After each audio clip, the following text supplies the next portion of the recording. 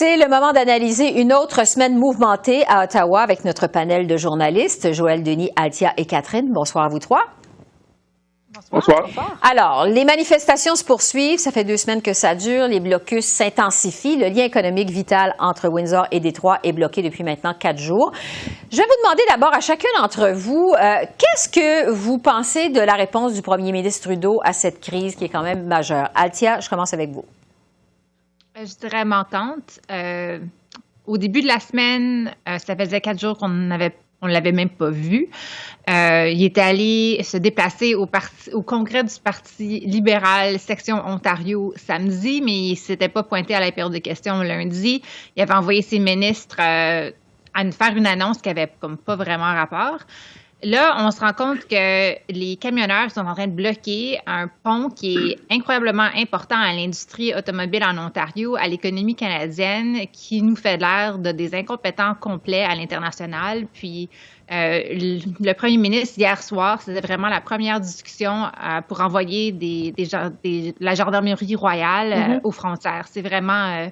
je dirais, épouvantable qu'un manque de leadership complet de la part, en fait, de tous les 3 paliers de gouvernement, mais surtout de M. Trudeau. Joël Denis, l'approche du gouvernement est aussi critiquée par l'opposition. On reproche à M. Trudeau de ne pas en faire assez. Qu'est-ce que vous en pensez?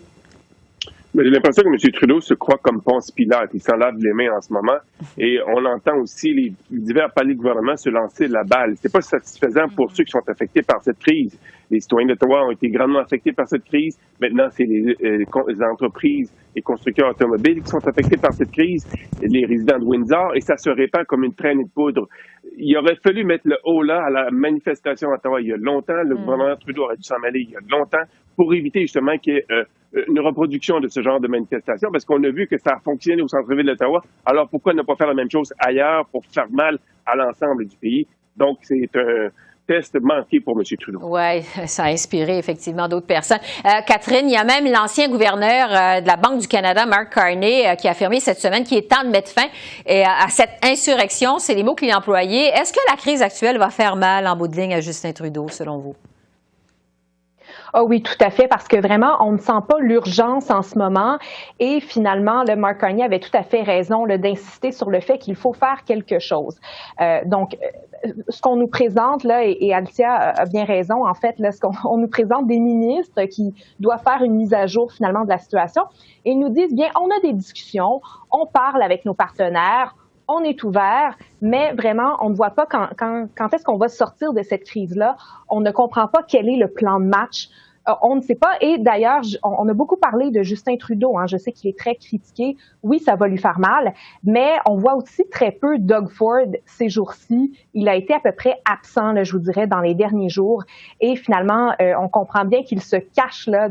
Ouais. M. Trudeau n'est pas le seul à se laver les mains. M. Ford aussi se cache alors qu'il va aller en élection là, très bientôt. Oui, au mois de juin, effectivement, c'est bientôt. Sur le changement de ton, maintenant, chez les conservateurs, la chef intérimaire Candice Bergen, on l'a entendu aujourd'hui, elle demande maintenant aux manifestants de rentrer chez eux, rentrer à la maison. Elle qui leur avait pourtant montré son soutien il y a quelques jours à peine. Althia, qu'est-ce que vous en pensez de Mme Bergen? Mais là, il commence à avoir une pression, pas juste dans le caucus, mais avec les conservateurs à travers le pays. On voit des gens comme James Moore, l'ancien ministre dans le gouvernement de M. Harper, qui sortent puis qui disent c'est épouvantable, vous ne pouvez pas continuer à encourager les manifestants quand on voit qu'ils sont en train de nuire à l'économie. Puis aussi, il y avait quand même un double discours, là, je dirais, il y a 2 années, je pense en 2020, quand on avait les manifestations sur les voies ferroviaires, où est-ce que les Amérindiens, quelques groupes amérindiens avaient bloqué les voies, puis les conservateurs, ils étaient sortis en grande force, critiquant cette approche, demandant au gouvernement d'arrêter les négociations, puis de faire rentrer l'armée, que ça n'avait pas rapport, que la marchandise devrait rouler. Puis là, on se rend compte que ça fait 1 semaine et demie que les conservateurs sont en train de dire aux manifestants dans la rue, hey, on vous supporte, puis en chambre, les gens devraient respecter la loi. Mais là, on s'efforce de dire que non, en fait, le temps, on vous a écouté, on vous a entendu, puis le temps est venu pour rentrer chez vous. Catherine, votre en retard. Oui. Catherine, je vais à vous. Votre opinion sur la position des conservateurs dans cette crise? Écoutez, il n'avait pas le choix là, finalement de changer de position. Et puis en passant, je ferais remarquer là, que bon, où il y a des passages, en fait, les passages à la frontière, que ce soit au Manitoba, ça c'est la province de Candice Bergen, on le sait, que ce soit en Alberta, que ce soit à Windsor, là, en Ontario, eh bien, ça touche des élus conservateurs. Donc, on sent vraiment qu'il y a eu de la pression de ce côté-là, peut-être pour présenter un message plus unifié, parce que vraiment, jusqu'à maintenant, ce qu'on entendait, c'était deux positions différentes. Hein. Il y a des députés qui disaient, bien, nous, on soutient les camionneurs, tout à fait, ils ont le droit de manifester. D'un autre côté, il y en a qui étaient très mal à l'aise, là, finalement, qu'on ne respecte pas la loi et l'ordre. Et puis, je vous dirais que la réaction la plus intéressante aujourd'hui, c'est celle du député Arnold Viersen, hein, quand on lui a demandé à l'entrée de la période de questions, est-ce que les manifestants devraient partir? Il a dit, bien, à la frontière, oui, absolument. Et on a dit à Ottawa, il a dit, eux, ils peuvent rester. Donc, on sent que c'est encore, on tente d'unifier la position, mais c'est encore un peu divisé. Oui, Joël Denis, sur la position des conservateurs, en fait, on se demande finalement s'ils ont changé d'idée parce que c'était en train de se retourner contre eux, là. Oui, tout à fait. D'autant plus que le Parti conservateur se présente comme le parti de l'économie, de la loi et l'ordre, et c'est un peu l'anarchie qui règne non seulement à Ottawa, mais aussi maintenant dans les divers postes frontaliers. Donc, c'est une position insoutenable pour le Parti conservateur. Il devait faire volte-face. Ça a été fait. Et je pense que ça a été lancé la semaine dernière par le député conservateur de la région de Québec, Pierre Paulus, qui a mis son point sur la table en disant que ceux qui étaient à Ottawa étaient des gens qui réclamaient l'anarchie et qu'il fallait les sortir de la rue d'Ottawa. Sur la sortie, mais très remarquée cette semaine, celle du député libéral Joel Lightbound, qui a critiqué ouvertement son propre gouvernement. Il a accusé de diviser la population canadienne sur la vaccination obligatoire. Althia, jusqu'à quel point cette sortie de M. Lightbound, ça vient faire mal à Justin Trudeau? Ça fait mal beaucoup. Pas juste parce que, je dirais... depuis le mois d'octobre, après que les gens se sont calmés, qu'il n'y avait pas eu de caucus assez rapidement après l'élection, les forces libérales les députés se sont rangés en ligne. Très rarement est-ce qu'on a entendu quoi que ce soit. Des fois, ici, des sources anonymes, ici puis là, mais vraiment pas beaucoup.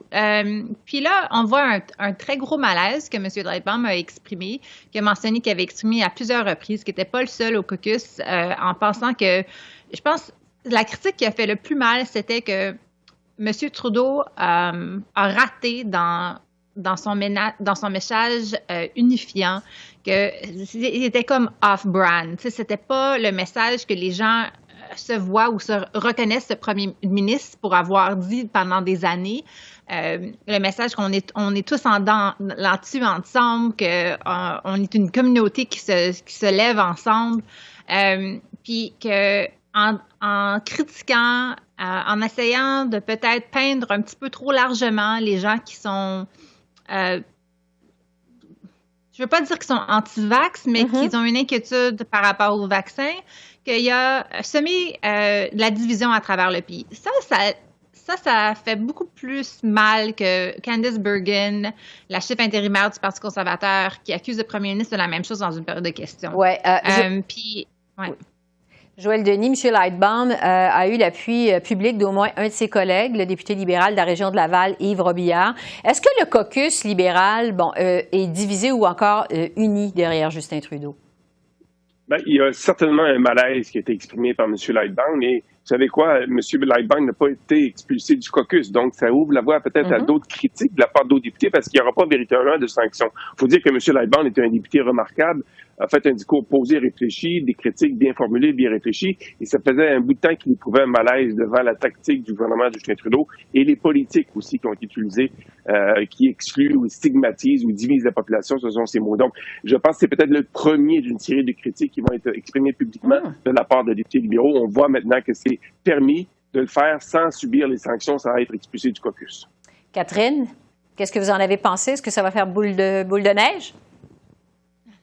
En fait, je trouve ça intéressant parce que M. Lightbound, il n'a pas seulement critiqué son propre gouvernement, il a aussi critiqué les gouvernements, finalement, là, qui ont utilisé des tactiques de division. Hein. Je pense que le gouvernement du Québec a fait la même chose là, lorsqu'il a proposé une taxe sur les non-vaccinés, taxe qui finalement a été abandonnée.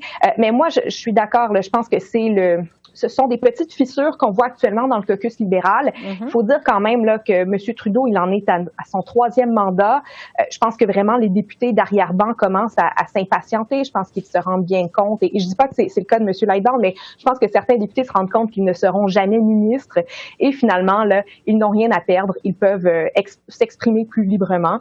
Donc, je ne serais pas étonnée là, de voir là, peut-être d'autres personnes finalement se plaindre de la gestion du gouvernement et surtout du bureau du premier ministre. Là. À suivre. Donc, il nous reste même pas 2 minutes. Je veux vous entendre évidemment sur la course au leadership chez les conservateurs. Un seul candidat qui est déclaré jusqu'à maintenant, c'est Pierre Poilievre. Mais les spéculations vont bon train. Althia, est-ce que Pierre Poilievre, c'est l'homme de la situation pour le Parti conservateur actuel? Ah, ça, c'est une question que seulement les membres peuvent répondre. Mais je dirais que c'est jamais une bonne idée d'avoir une course ou en fait, de ne pas avoir de course.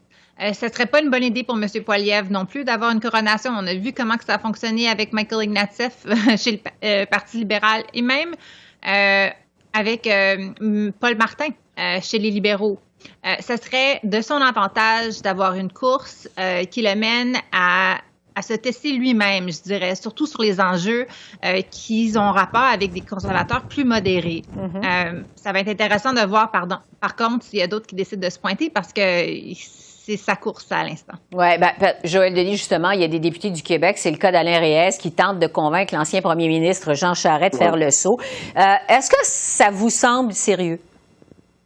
Oui, parce que M. Charest réfléchit. M. Reyes est en train d'élaborer une sorte de organisation, si vous voulez, qui serait clé en main pour M. Charest, pour qui lui permettrait peut-être de remporter la victoire au Québec, dans les provinces atlantiques et même dans le Grand Toronto. S'il présentait M. Charest va être convaincu. Donc, je pense qu'il y réfléchit sérieusement. Maintenant, je pense que M. Poilievre a aussi avantage d'avoir une course. Pourquoi? Parce qu'il y a du polissage à faire quand même pour M.